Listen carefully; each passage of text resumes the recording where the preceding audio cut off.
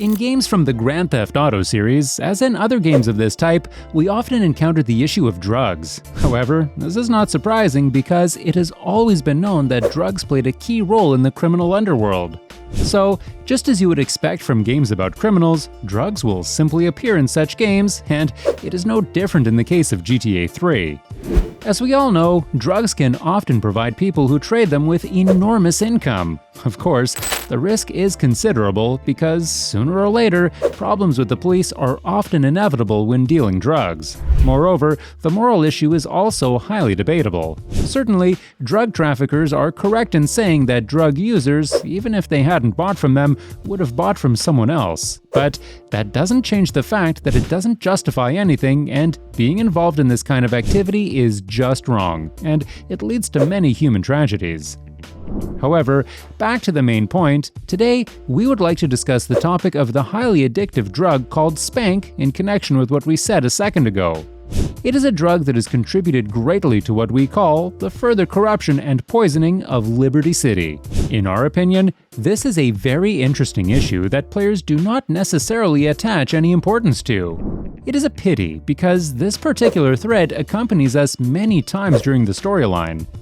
It contains many interesting facts, and when analyzed, it can open the player's eyes to side issues. Therefore, we believe it is worth discussing this subject more extensively. Welcome to the next episode on the Gaming Investigators channel, and enjoy the video!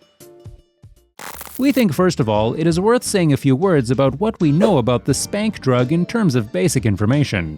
So, SPANK is a synthetic drug that is comparable to heroin. There is indeed no such information in the game itself, but the characteristics were generally approved by players due to the presence of heroin in New York at that time. And, as we know, New York was the inspiration of the developers to create Liberty City. In historical terms, the distribution of SPANK dates back to 1997, as we can learn from an article in the Liberty Tree newspaper published in early February 2001. Specifically, it is a publication about businessman Barry Harcross, where his scandal with the FBI from 1997 is mentioned when he was accused of inter alia money laundering or importing drugs from Colombia using his construction company. Given that the Colombian cartel specializes in construction projects, you can easily notice connections here and conclude that it was undoubtedly SPANK which was smuggled.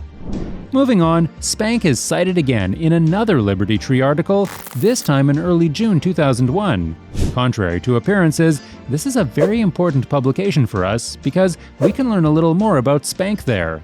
As for the highlights in this newspaper, it mentions lots of rave parties where the SPANK drug is widely traded and taken.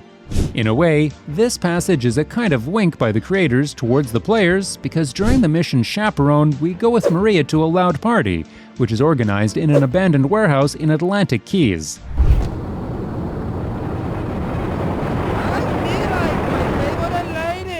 You're looking for some fun? A little, some spank? Hey, Chico. Nah, just the usual. Here you go, lady. Hey, maybe you should check out the warehouse party at the east end of Atlantic Keys. Thanks, Chico. See you around. Gracias. And enjoy. That's good stuff. In addition, spokesmen mentioned that for some time, these activities have served as playgrounds for young people who go to all-night-long parties and try this drug, gradually becoming heavily addicted. Interestingly, during the Cutting the Grass mission, we can see with our own eyes how a person strongly addicted to SPANK can behave. Looking at Curly Bob's behavior during this task, we can quickly notice him sniffing repeatedly, which is one of the typical symptoms of a drug addict. Last but not least, the last article discussing the SPANK drug is one of the publications, which was published on September 6, 2001. The author of the article draws the reader's attention to the fact that interest in SPANK began to increase dramatically. Not only that, the publication cited an example from a teacher who mentioned that the price for an average portion of SPANK is so high that we could easily feed a family of 4 for 2 months using the same amount of money. Additionally, the journal points out some new side effects associated with the regular use of this drug. Supposedly, frequent use of SPANK leads to mental delusions and even leads to a change in lifestyle to vegetarianism. As for the last piece of information, we do not think it is something plausible though.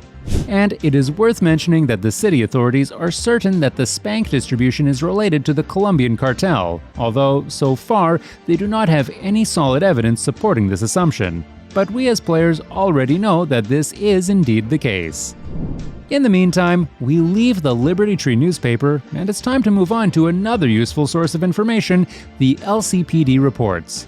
By the way, we would like to add that if you're interested in this kind of information, some time ago we released a video analyzing each of the police reports. The video currently appears in the tab. Returning to the topic, however, on the official website of the game, we could find one of the LCPD reports, which, in the context of the SPANK drug, quickly attracts attention. In this report, we learn that Jamaican gangsters, known as the Uptown Yardies, have their share of the distribution of this drug in Staunton Island.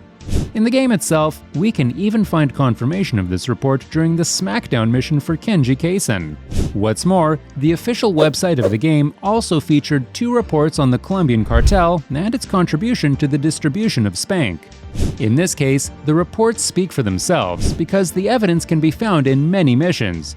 Such tasks include the mission Bomb to Base Act 2, Espresso to Go, or SAM. And the last LCPD report to mention is the one about the gangs in Wichita Gardens. The document says the gangs being found there may also be involved in the SPANK drug trafficking.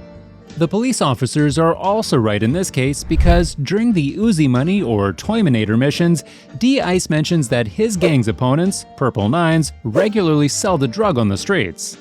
And now it's time to talk about a couple of radio stations that also reference the SPANK drug a few times. The first is the radio station K-Jaw, where we can hear the station's host, Horace Walsh, urging listeners to stay away from SPANK. Let's now listen to one of his lines of dialogue. Ease up the pressure, slow down your wheels, and stay off the SPANK, my brethren. Moving on, we should also mention the Chatterbox FM radio station. Here, in turn, a conspiracy theorist calls to the radio, trying to convince the host and listeners that the SPANK drug is not so bad for health. All right, hello, next caller. You're on Chatterbox. I want to talk about that SPANK stuff. People say it's bad for you. It's not bad for you at all. Why aren't you talking? Oh, you think I'm strange? Am I on the air? Hello? Answer me, you pansy. What's your question? SPANK! SPANK! SPANK! SPANK! What about it? I mean, that's not really a question. Questions usually start with words like how and why, and they end with your voice going up like this. Don't mock me. I know where you work. You're just like all the rest. However, as we have heard, the man does not give any points to support his statement. Moving on, the next point of our analysis will be story missions, where SPANK plays the first fiddle. However, because some missions have already been mentioned earlier, they will be skipped. The first mention of the SPANK drug in the plot can be seen during one of the missions for the pimp, Luigi Gottarelli, called Don't Spank My Bitch Up. Luigi informs Claude that the SPANK drug has just begun to appear on the streets of Portland, which is making problems for Luigi in terms of his activities. This is because prostitutes spend their earned money on SPANK instead of giving the full amount to the pimp. Another example of a mission where the SPANK drug is mentioned is the mission for Joey Leone called Farewell Chunky Lee Chong. In the case of this quest, Joey Leone tells us that a local vendor is secretly selling SPANK for a certain gang from Colombia or Colorado. Of course, players who are more familiar with this game will immediately guess that it is the Colombian cartel. In the further course of the plot, we have the opportunity to perform a certain mission for the boss of the Diablo gang, that is, El Burro, called Big and Veiny, which is also associated with SPANK.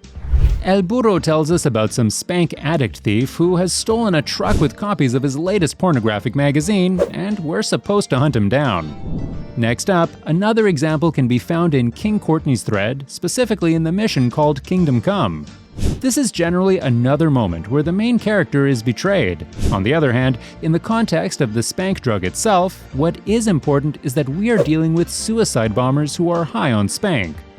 Meanwhile, the last reference to the SPANK drug is ahead of us, which appears in the last mission for a corrupt cop, Ray Machowski. We're talking about the mission called Marked Man. Namely, during this quest, we learn from Ray that the CIA is very interested in SPANK trafficking and getting profits from the drug activities of the Colombian cartel. After all, this mission makes us even more aware of the great impact the drug has on local communities. And worst of all, even some law enforcement agencies reap many benefits from this disaster. Finally, as a curiosity, we will add that the spank drug is also mentioned by some pedestrians in the game, particularly by paramedics. Are you on Spank? Hey, I can get you Spank. To sum up today's episode, spank played a very important role in the world featured in Grand Theft Auto 3. In the game, we can find many references to this drug, and there is no doubt that spank had a great impact on many characters in the game and on many important events. On the other hand, the number of story missions in which this drug appears clearly shows that the scope of the spank drug covered the entire city of Liberty City, constantly poisoning the local population, and all this was done by the well-known Catalina. Overall, Catalina played a bigger role in the Grand Theft Auto series than we might think. Therefore, we strongly encourage you to watch the episodes that are currently being displayed on the screen. In the meantime, thanks a lot for being with us. Take care, and see you in another video. Bye!